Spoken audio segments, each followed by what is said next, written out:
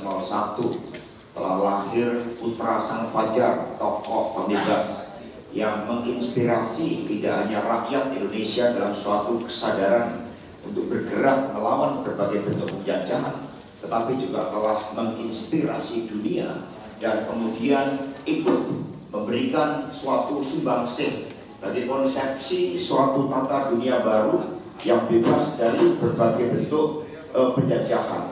Saya di dalam buku terakhir dari Yuval Noah Harari, saya memberikan suatu kritik terhadap sejarawan itu karena dia menganggap bahwa Indonesia tidak memberikan suatu sumbangsih terhadap kemanusiaan bagi dunia.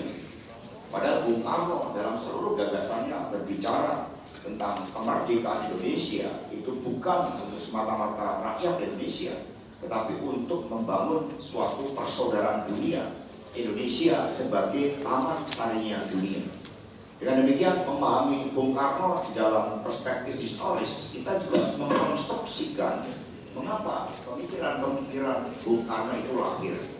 Bung Karno berpesan kepada Pak Sidarto dan Subroto, ajudan yang terakhir, bahwa ide, gagasan, cita-cita itu tidak bisa dibunuh. Dan itulah yang terbukti dan selalu menjadi legacy dari Bung Karno, dan kita pun sebagai kader-kader partai harus membuat suatu legacy terhadap ide, gagasan, cita-cita, dan perjuangan apa yang bisa kita lakukan dengan inspirasi pemikiran Bung Karno tadi untuk kepentingan rakyat Indonesia dan juga dunia. Karena kalau kita lihat perjalanan dan sejarah pemikiran Bung Karno, benang merahnya itu luar biasa. Saya sangat beruntung mendampingi Bu Mega karena mengetahui hal-hal yang sifatnya antologis terkait bagaimana Bung Karno juga menyiapkan Ibu Megawati Soekarno Putri menjadi seorang pemimpin. Saudara-saudara sekalian harus tahu bahwa praktis sejak tahun 1930 Bung Karno intens di dalam kehidupan penjara. Dibuang di ND sampai tahun 38, dari 34-38, dan kemudian baru 42 setelah Jepang masuk.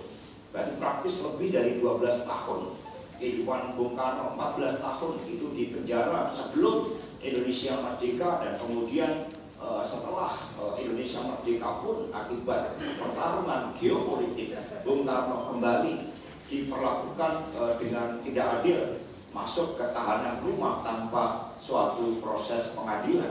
Tetapi yang menjadi pertanyaan kita bagi anak-anak muda, mengapa ini gagasan cita-cita Bung Karno dengan proyek desoekarnoisasi yang luar biasa tersebut tidak pernah mati, bahkan justru menjadi suatu inspirasi termasuk bagi dunia melihat struktur dunia saat ini yang masih anarkis, masih diwarnai oleh berbagai perang, pertarungan geopolitik, dan gagasan-gagasan Soekarno untuk melakukan retooling terhadap PBB dengan mengedepankan prinsip agar setiap warga bangsa di PBB memiliki kedudukan yang setara, agar hak veto yang lahir dari struktur dunia pasca Perang Dunia Kedua bisa dihapuskan, sehingga setiap negara memiliki suatu posisi yang setara dan kemudian mengedepankan koeksistensi damai untuk memindahkan PBB ke wilayah yang netral dari berbagai bentuk konflik. Dan itu semua gagasan-gagasan Bung Karno yang masih relevan. Karena itulah terkait dengan tulisan Noah Harari tadi, kami memberikan suatu kritik yang sangat keras bahwa berdasarkan pemikiran-pemikiran Bung Karno, Indonesia telah memberikan suatu sumbangsih bagi nilai-nilai kemanusiaan, keadilan, dan struktur dunia yang berkeadilan tanpa Perang Dunia Ketiga yang saat itu sebenarnya sangat dimungkinkan terjadinya suatu perang termonuklir, sesuatu hal yang dikutuk oleh Bung Karno. Nah, saudara-saudara sekalian, untuk memahami sana, maka pemikiran Bung Karno ini sangat luas, yang menjabarkan apa yang disampaikan oleh Bu Mega bahwa politik itu adalah kehidupan. Karena pemikiran yang mencakup aspek-aspek politik, budaya, falsafah, sosiologi, bahkan antropologis, kemudian juga sistem ekonomi, sistem hukum yang berkeadilan, semua terkait di dalam pemikiran-pemikiran politik Bung Karno, termasuk psikologi. Bagaimana Bung Karno membangkitkan spirit rakyat Indonesia dengan mengumpamakan cacing yang terinjak. Jangankan sebuah bangsa, cacing yang terinjak-injak pun akan keruget-keruget melakukan perlawanan, apalagi kita bangsa dengan sejarah yang luar biasa. Maka kemudian saya mencoba untuk mengkonstruksikan pemikiran Bung Karno tersebut meskipun dalam perspektif geopolitik, tetapi di dalam suatu tradisi intelektual Soekarno itu sangat luar biasa. Menjadi kader PDI Perjuangan, menjadi anak-anak bangsa, kita harus bersekutu dengan ilmu pengetahuan dan teknologi, kata Bung Karno. Maka budaya, tradisi, kepemimpinan intelektual itu wajib dilakukan. Dan kami merumuskan bagaimana tradisi intelektual Soekarno itu dimulai dari memahami terlebih dahulu siapa kita, bagaimana sejarah bangsa kita. Tidak mungkin bangsa besar tanpa berpijak pada jati dirinya, pada kulturnya, pada karakter dari bangsa itu. Tiongkok bisa menjadi hebat karena dia punya akar kesadaran yang sangat kuat terhadap sejarahnya. Jepang, Korea, dan sebagainya. Maka di dalam tradisi intelektual Soekarno pertama adalah kesadaran terhadap sejarah kita sebagai bangsa, bagaimana ini terbentuk, yang kemudian didialektikan dengan sejarah dunia. Ini dialektika pertama dengan menjadikan buku sebagai jendela dunia berdasarkan pemikiran-pemikiran tokoh-tokoh dunia yang menginspirasi bagi Soekarno untuk kemudian dibumikan dalam alam pikir rakyat Indonesia. Mengapa Indonesia bisa terjajah? Tadi Mas Bondan menyampaikan bagaimana kepemimpinan intelektual Soekarno yang membumi tetapi visioner ini mampu memberikan suatu penjelasan yang sangat sederhana tentang kapitalisme. Kapitalisme itu nafsu. Nafsu, suatu keinginan oleh suatu sistem yang pada akhirnya menciptakan suatu tatanan yang menghisap.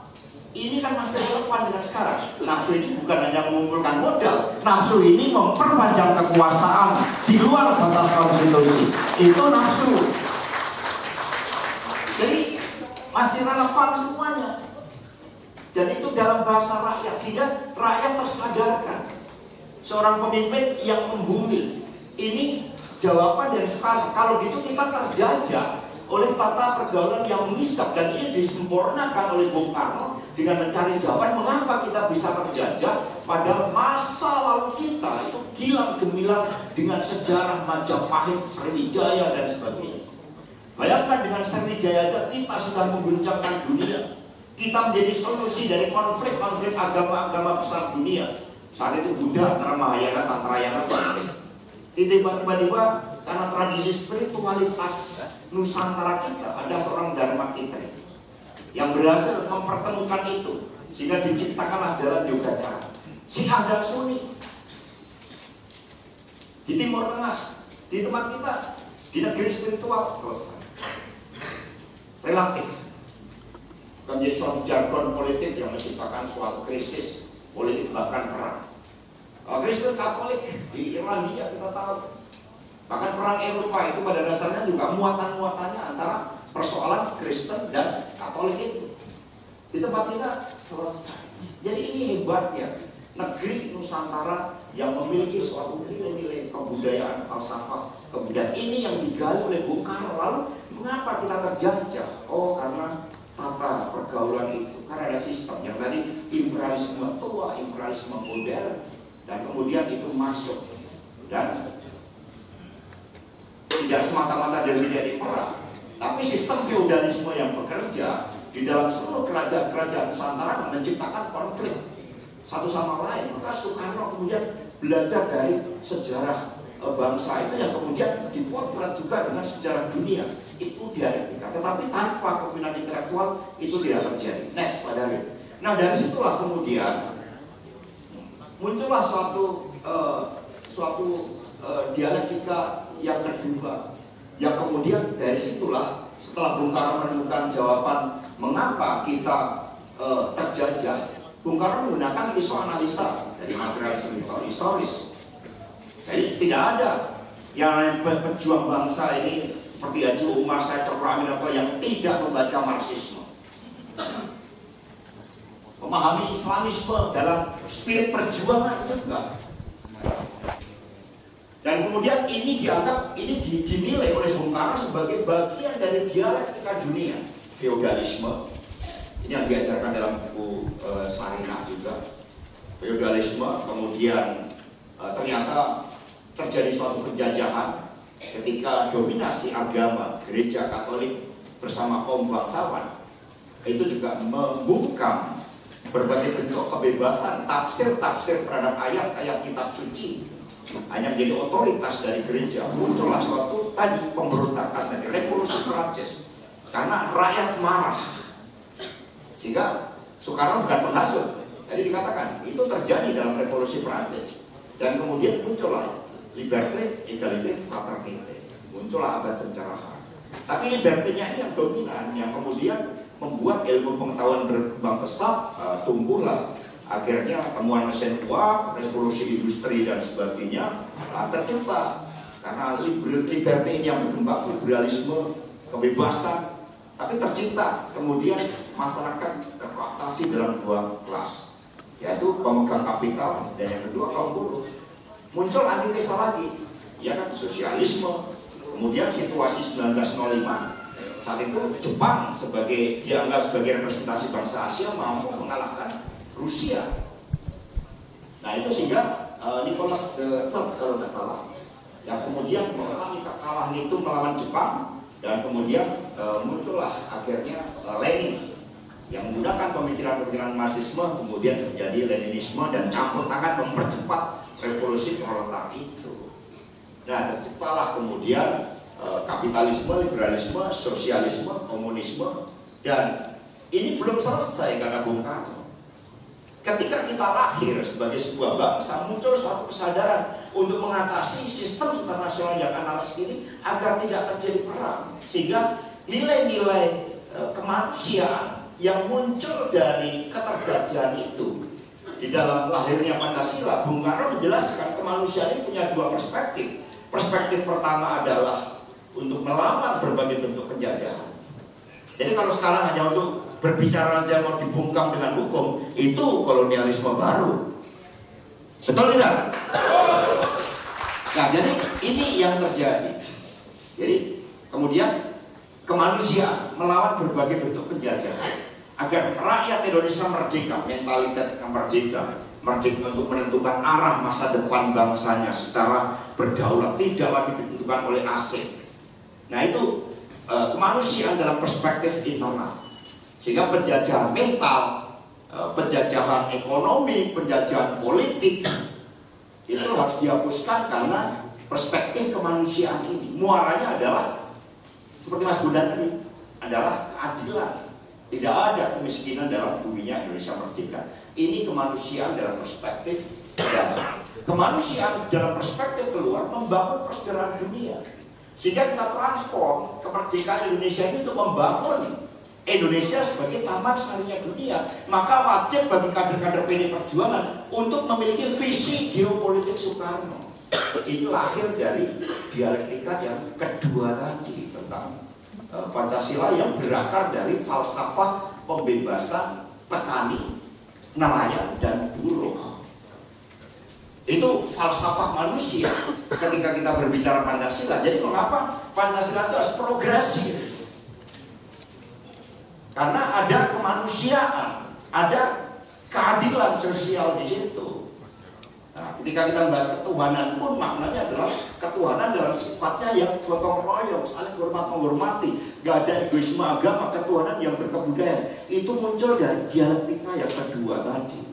Maka pemikiran-pemikiran Soekarno itu selalu menggabungkan tiga hal: society view, mengapa petani miskin, diangkat ke national view karena ini adalah tata pergaulan hidup yang menghisap tadi, diangkat ke worldwide view, atau sebaliknya dari worldwide view adanya kapitalisme, imperialisme modern masuk, kemudian Indonesia hanya menjadi daerah jajahan, hanya menjadi sumber bahan mentah, hanya menjadi suatu pasar bagi produk-produk luar. Itu melihatnya kalau dari luar ke dalam. Jadi kalau tambang sekarang dibagi-bagi, ini cara pandangnya masih cara pandang kolonialisme Belanda itu, bukan cara pandang pembebasan ala Bung Karno.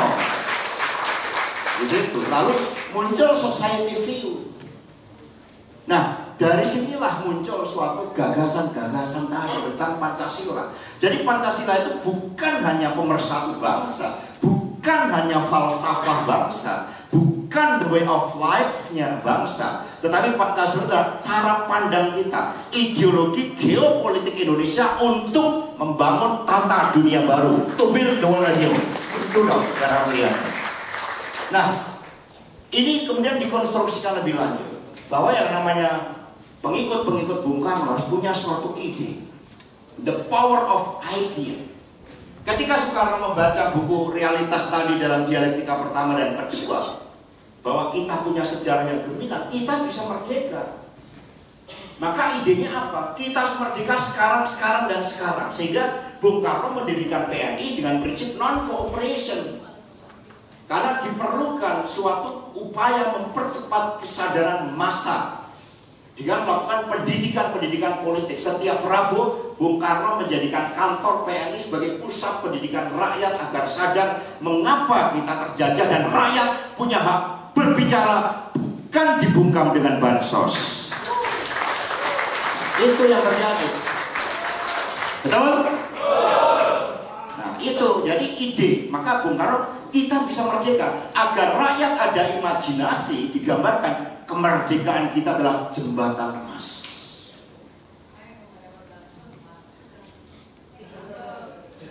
Jadi ada the power of idea, the power of imagination, sehingga tergambar arah masa depan. Di balik jembatan emas itulah kita akan didik rakyat kita. Yang buta huruf kita ajarkan. Bung Karno mengajarkan sendiri buta huruf itu, pemberantasannya bagaimana. Itu. Jadi di seberang, maka kemiskinan Indonesia harus diberantas. Itu kalau kita berbicara falsafah Pancasila, bukan berpihak kepada elit yang paling bawah ini. Jadi tambang itu diberikan pada sebesar-besarnya untuk rakyat ini seharusnya. Kalau kita konsisten di dalam tesa antitesa, sintesanya pemikiran-pemikiran Bung Karno dan Bung Hatta, Syahrir dan sebagainya di situ. Nah, jadi ide imajinasi menciptakan satu gas atau spirit. Ini terbukti. Bung Karno berpidato, bayangkan pada tahun 30, apa ide Soekarno? Saudara-saudara sekalian, 30 itu usianya 29 tahun. Bung Karno mendirikan PNI itu usianya 26 tahun. Mana yang usianya 26 tahun ke atas? Yang di bawah 26 tahun coba tunjuk jari Anda. Nah, bayangkan zaman dulu seperti usia Anda ini, Soekarno sudah mendirikan PNI. Jangan kemudian mendirikan PSIP. Maksudnya perkuat ini PDI Perjuangan. Perkuat PDI Perjuangan oleh anak-anak muda yang punya ide seperti Bung Karno. Usia 26 tahun sudah mendirikan partai. Jadi ketinggalan Anda sama Bung Karno. Kalau Anda belajar dari Bung Karno, saya gitu dong. Itu tujuan mengapa saya partai dari anak-anak muda ini kita undang. Jadi the power of idea, dan selalu terjadi. Tahun 30 Soekarno punya imajinasi Indonesia itu seperti ini, Pak Darwin bayangkan. Jadi Indonesia dalam bayangan Soekarno saat itu termasuk Filipina. Ini imajinasi, karena dia belajar dari kesadaran historis tadi. Oh, sudah ada antara kerajaan di Kalimantan Utara itu kaitannya dengan Sulu dengan Filipina. Oh, sudah ada kaitannya antara Ternate Tidore dengan Irian Barat. Maka mengapa Irian Barat harus menjadi bagian dari kita? Pak Darwin cepat, ini tayangannya kok biasanya lambat. Jadi Soekarno sudah punya ide pada tahun 30 tentang Pan-Indonesia. Tetapi kemudian Soekarno sadar bahwa Filipina sudah merdeka. Maka kemudian ketika tahun 45, tanggal 11 Juli 1945 membahas wilayah Indonesia. Wilayah Indonesia ini seperti ini. Ini imajinasi tadi, the power of idea. Bahwa Indonesia seperti ini. Baru the power of imagination, menciptakan gas. Ini mengatasi segala persoalan. Di situ Papua, Irian Barat masih terjajah Belanda. Lalu caranya bagaimana untuk membebaskan Irian Barat? Kita nggak punya duit, kita nggak punya angkatan perang yang hebat. Maka Bung Karno punya ide, the power of idea, adakan konferensi Asia Afrika. Itu modalnya hospitality, keramah tamahan kita. Sama tekad buat kita bisa mengadakan konferensi Asia Afrika, pesertanya 23 negara, G20 hanya 20 negara. Jadi nggak bisa ini legasi Bung Karno mau dikalahkan. Lalu caranya bagaimana? Mahasiswa direkrut, ini coba lihat. Tamu ketika istirahat saja membawa lilin, membawa asbak, menyalakan rokok tamu. Dia happy. Makanan kita tidak punya kemampuan membeli roti dan keju serta steak yang mahal-mahal. Bung Karno menampilkan karedok, Bung Karno menampilkan soto Lamongan, gedok litri ditampilkan sebagai menu sehari-hari dan mengatakan demi pembebasan bangsa-bangsa Asia Afrika kita harus makan makanan kita. Itu spirit. Nah, karena pelayanannya seperti itu, ketika diajukan tanda tangan yang memimpin delegasi semua Indonesia. Komunike politik, komunike ekonomi, komunike sosial budaya yang memimpin orang Indonesia semua.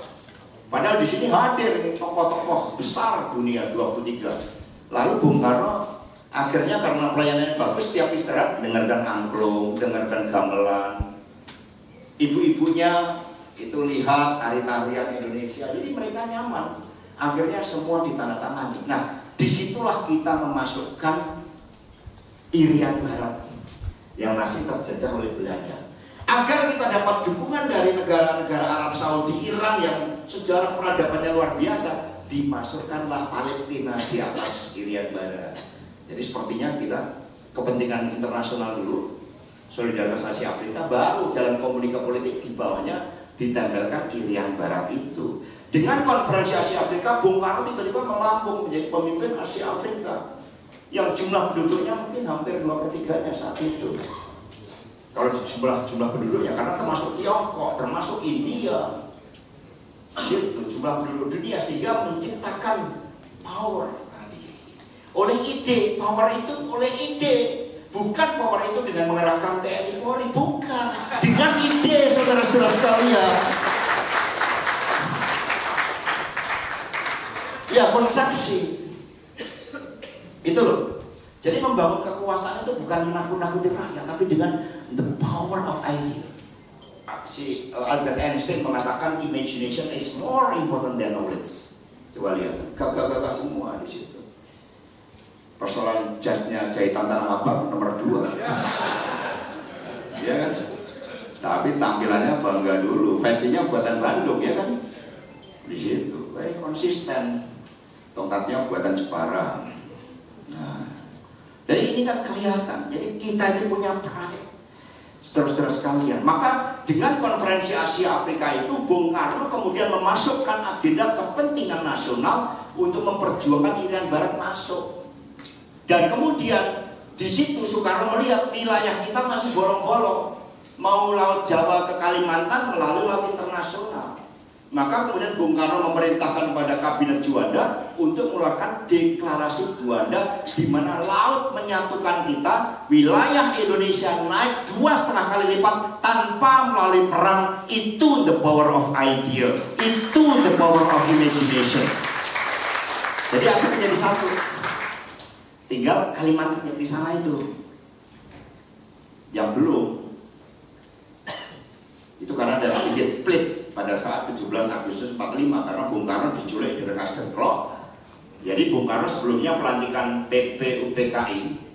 PPKI maaf, itu kan di Saigon. Ketika pulang mampir ke Singapura, itu bertemu itu dengan utusan Sabah Sarawak yang mau mengintegrasikan dengan kita. Tetapi karena diculik ke Rengas Dengklok, lupa ngabarin pakai telegram kalau kita mau merdeka. Itu ceritanya, cerita dari Bufat. Padahal di dalam keputusan kita 11 Juli itu semua masuk wilayah Indonesia yang di atas Sabah Sarawak itu. Nah, karena apa? Karena naskah teks proklamasi aja baru selesai dibuat jam 2.35 pagi. Jadi nggak sempat ngasih tahu Pak Boni. Di bawah todongan Jepang lagi. Gitu. Orang-orang muda yang mengatakan sampai nyulik Bung Karno, wah seperti sekarang. Ketika proklamasi diumumkan nggak berani datang, takut ketembak. Betul itu, maka sejarah harus kita pahami. Yang gini-gini itu belum tentu ketika dihadapkan pada resiko kemudian berani tampil.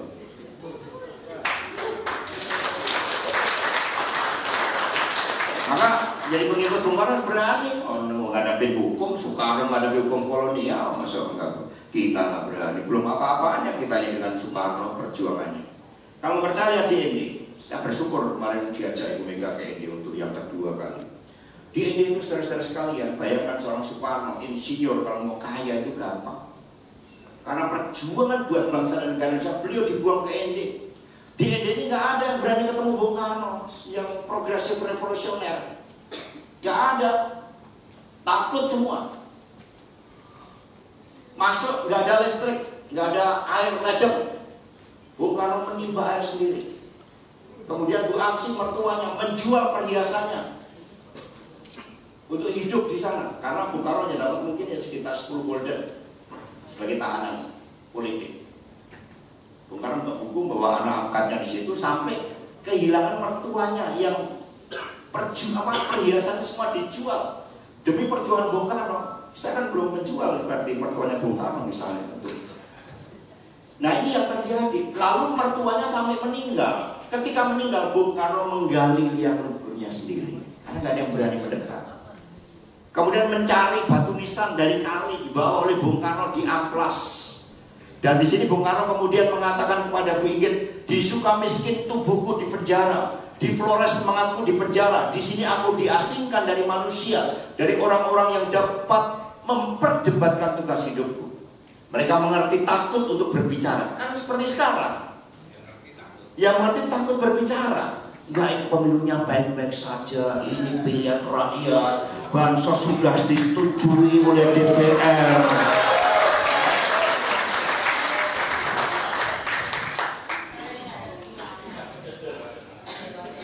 Mereka yang mau berbicara tidak mengerti.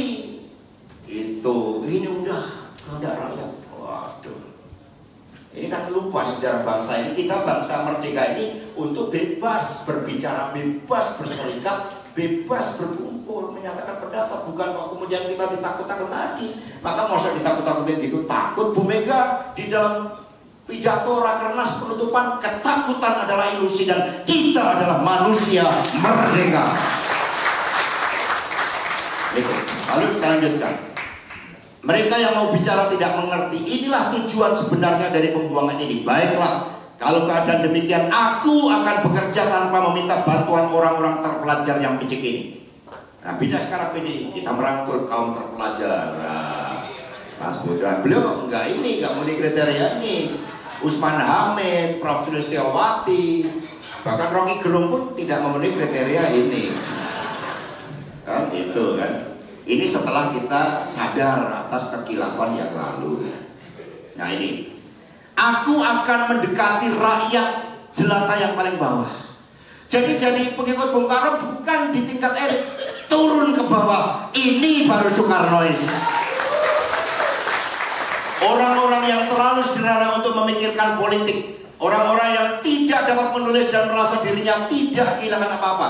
Dengan cara ini setidak-tidaknya ada orang yang bisa kuajak bicara. Bayangkan, Soekarno mencari orang hanya untuk diajak bicara. Masih mending saya bisa bicara seperti ini. Persoalan diperiksa Polda urusan lain. Gitu. Jadi saya katakan kita ini menjalankan ritual kehidupan kader kalau hanya menghadapi tantangan-tantangan diperiksa. Kemarin habis dari Bali, pas saya jemput ibu turun langsung ketawa. Gitu. Kamu merasakan seperti saya dulu zaman Orde Baru dipanggil polisi. Wah, belum ada apa-apanya Bu yang saya lakukan. Saya bilang seperti itu ke Ibu. Tapi kita berbicara benar itu benar. Ketika kita pada punya keyakinan di situ. Bung Karno aja bisa berhadapan dengan kolonialisme Belanda. Gak punya apa-apa. Di situ. Nah, di situ. Aku bentuk lingkunganku sendiri dengan pemetik kelapa. Bayangkan di insinyur, pejuang ITB, berbicara pemetik kelapa, sopir mobil, para pembantu yang tidak bekerja. Inilah kawan-kawanku. Pertama aku berkenal dengan kota, seorang nelayan. Setelah kukatakan padanya bahwa dia tidak ada larangan mengunjungiku, dia datang ke rumahku. Kemudian dia membawa darham, tukang jahit. Darham ini yang dilatih oleh Bung Karno bisa bahasa Indonesia. Sedikit yang bisa bahasa Bung Karno mengajarkan orang bisa belajar bahasa Indonesia. Lalu Bung Karno menuliskan tonil, sandiwara. Sandiwaranya Dr. Setan salah satunya. Itu untuk menggelorakan bahwa Indonesia yang mau dimatikan oleh kolonialisme masih ada jiwa yang hidup, yang bisa dihidupkan meskipun dengan merangkai jiwanya Pak Darham, jiwanya Pak Kota di situ. Setelah naskahnya selesai, nggak ada yang bisa baca. Maka Bung Karno membacakan untuk dihafalkan. Bayangkan perjuangan seorang Bung Karno. Jadi kalau saya nggak diintimidasi kayak gitu masih kecil dibanding perjuangan Bung Karno dan Bu Mega. Itu sendiri nggak ada masalah. Bung Karno juga sendiri di situ. Aku telah terpikir, tapi kemarin banyak yang mau nemenin. Pak Komar mau mengerahkan ribuan satgas. Pada mau datang DPP saya bilang nggak usah. Nanti malah nggak bagus. Itu kita seperti Bung Karno aja gitu, membuat naskahnya tadi ya mas. Di toilet pakai dus, ada apa itu? Kaleng nulis di situ.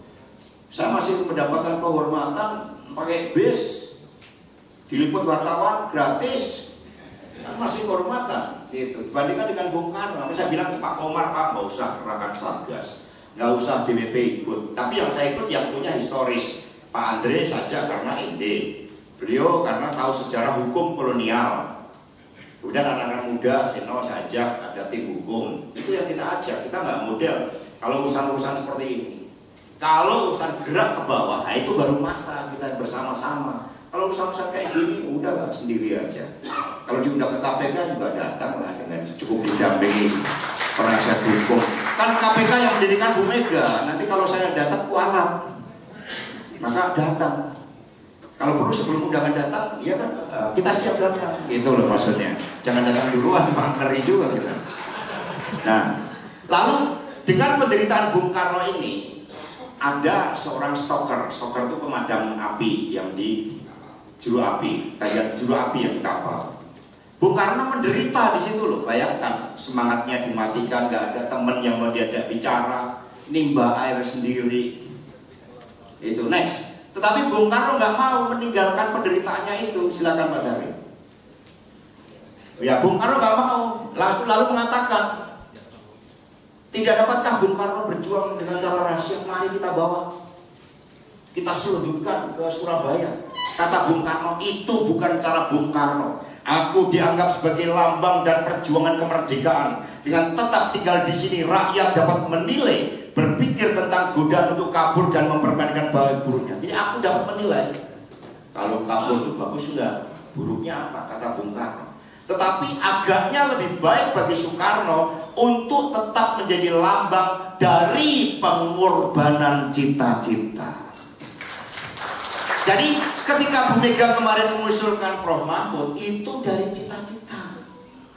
Agar nggak ada nepotisme, agar nggak ada KKN, agar pembagian tambang tidak serampangan, agar tidak ada korupsi timah 300 triliun kerugian negara, agar tidak ada bansos yang disalahgunakan, agar setiap anak Indonesia yang punya semangat juang bisa menjadi presiden tanpa memikirkan siapa bapaknya.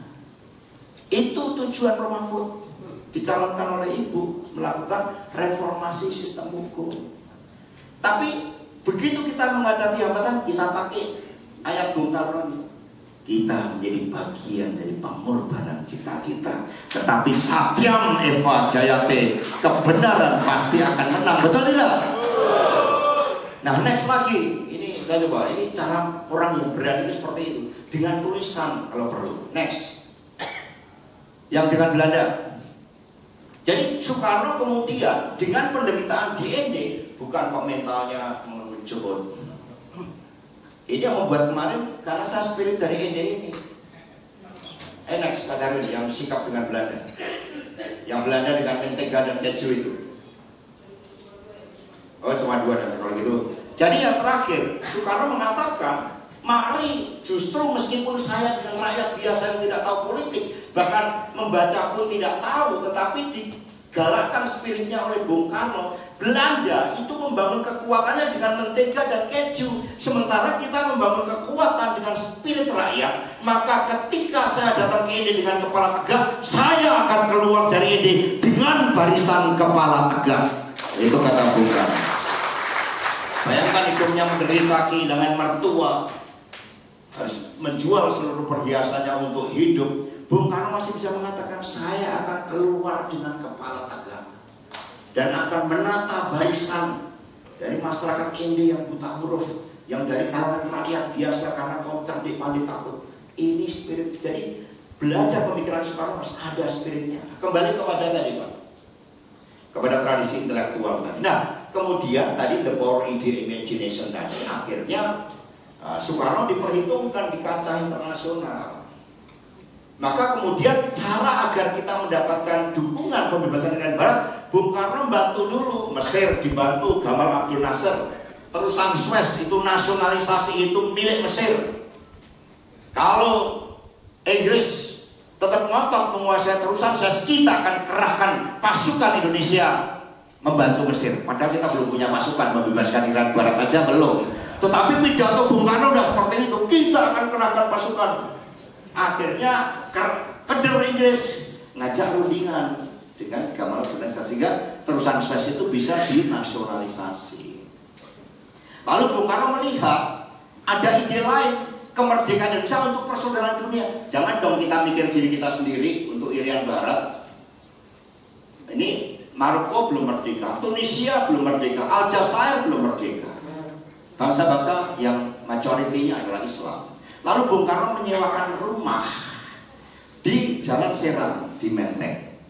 Itu untuk utusan dari Maroko, Tunisia, Aljazair. Aljazair itu benderanya aja belum ada, digambarkan oleh Bung Karno. Lalu dari Serang Menteng itulah dirancang kemerdekaan. Maroko, Tunisia merdeka, tinggal Aljazair yang belum. Maka ini diperjuangkan dalam upaya diplomatik dengan kepemimpinan Asia Afrika untuk bertindak keluar. Jadi yang namanya Soekarno itu harus berpikir global, berani bertindak keluar, bukan melawan saudara sendiri, menakut-nakuti rakyat sendiri. Itu bukan Soekarnois. Ini sekolah partai kan kebebasan berbicara. Iya kan? Nah itu. Nah coba teks di Aljazair. Jadi akhirnya Soekarno datang ke Yugoslavia, karena datang ke Amerika dulu Soekarno, ketemu sama presidennya siapa sebelum Nelson itu, Eisenhower. Nggak dapat bantuan dari Eisenhower. Jadi Bung Karno ke barat dulu, karena mereka dekat Belanda, nggak mau ngasih bantuan saya. Akhirnya Soekarno ke Yugoslavia, ke Soviet, bukan karena komunisnya, karena mereka yang membantu kita untuk pembebasan Irian Barat. Amerika, Eropa nggak mau bantu kita.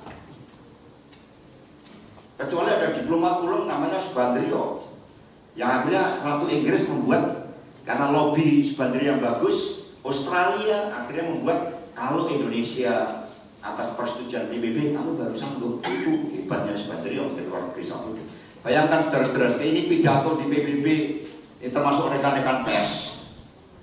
Saya membaca ini aja selalu tergetar. Bagaimana kita membebaskan bangsa lain, bukan menekan rakyat kita sendiri, bukan menakut-nakuti budayawan intelektual kita sendiri, hanya untuk berbicara demi perbaikan nasib bangsa. Ini katakan, in Alger, the colonial war has entered its 7th year. The people of Alger are fighting for their freedom and independence. Bayangkan itu, and will continue to fight until victory is theirs. This is reality that France must accept. Certainly for Obama, we will not rest. Bayangkan ini, until this criminal bloodshed and terror perpetrated to preserve the old established order are halted. Bayangkan ini yang kita hadapi Prancis, saudara sekalian. Kita baru merdeka 61, 45, 61 ke 45 berapa tahun itu? 16. Kita udah mendekte PBB Prancis kayak gini. Lalu mentalitas kita sekarang menjadi mentalitas sepertinya kita mudah silo dengan bangsa lain. Mohon maaf ya Dimas, sudah agak lama dikit. Nah di sini ya. Terus we will continue to give our support to the professional, apa tadi nggak baca, nggak hafal juga di bahasa Inggris, professional government of Alger as well as all possible aids. We pray only, ini ketuhanannya nggak lupa nih orang Indonesia nih. We pray only that the victory will be there soon. Apakah tergetar kita? Ini Soekarno. Ini watak orang Indonesia yang dibangun, dimimpikan oleh Soekarno itu. Maka akhirnya 63 Irian Barat masuk kita. Lalu Bung Karno dikukuhkan menjadi pendekar dan pembebas bangsa Islam. Bayangkan, nggak ada. Ini orang Indonesia satu-satunya di dunia menjadi pahlawan, pendekar dan pembebas bangsa Islam, karena Aljazair merdeka karena Soekarno diselundupkan. Dalam bukunya Bapakku, Ayahku, Kawanku, Mas Tom menyebut Bung Karno sampai merahasiakan ini dengan anak-anaknya. Ketika mengirimkan senjata ke Aljazair untuk melawan dengan Perancis, 1 juta nyawa sudah meninggal akibat penjajahan Perancis. Bung Karno menjadi pendekar dan bangsa Islam. Ini yang ditutupi oleh Orde Baru. Kita dibenturkan dengan Islam. Dan Bung Karno pendekar dan pembebas bangsa Islam. Nggak ada Bung Karno, Maroko, Tunisia, Aljazair, Sudan, Aljazair tidak akan merdeka, saudara-saudara sekalian. Pakistan, Soekarno kurang apa dekat dengan Nehru. Tetapi ketika ada resolusi jihad pada tanggal 22 Oktober 45, keluarlah resolusi jihad melawan sekutu. Itu Bung Karno menggelurakan semangat bersama Bung Tomo. Tiba-tiba Bapak bangsa Pakistan Muhammad Ali Jinnah menyerukan sama. Akhirnya ada 500 tentara Gurkha Muslim membantu perjuangan kita. Dia membelot. Dan dari 500 itu tinggal 100 yang hidup, 400 meninggal, gugur di dalam. Maka Bung Karno membuatkan Masjid Syuhada di Jogja. Itu Masjid Syuhada itu untuk menghormati mereka-mereka dari Pakistan ini. Maka ketika Pakistan berhadapan dengan Inggris, lagi-lagi Bung Karno mengirimkan kapal selam kita kelas Whisky Pakistan. Begitu kita datang, Inggris itu rasional, rundingan. Akhirnya tidak ada perang terbuka karena kita kirim kapal perang. Apa nggak bangga kita di situ?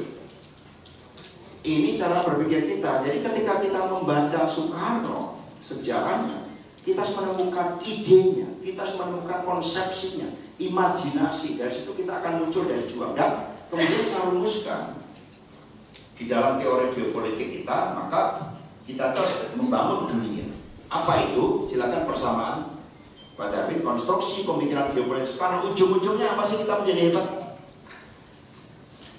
Apakah memindahkan ibu kota kita menjadi hebat?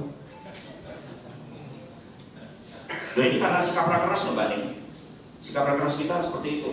Masukan dari Pak Ojo dulu untuk masalah tanah diselesaikan. Kita menjadi hebat, kata Bung Karno, kalau kita menguasai dengan kesadaran geopolitik tadi, kita menguasai ilmu pengetahuan. Maka ini persamaannya. Jadi kepentingan nasional itu dirumuskan apa? What is our current national interest? Di situ.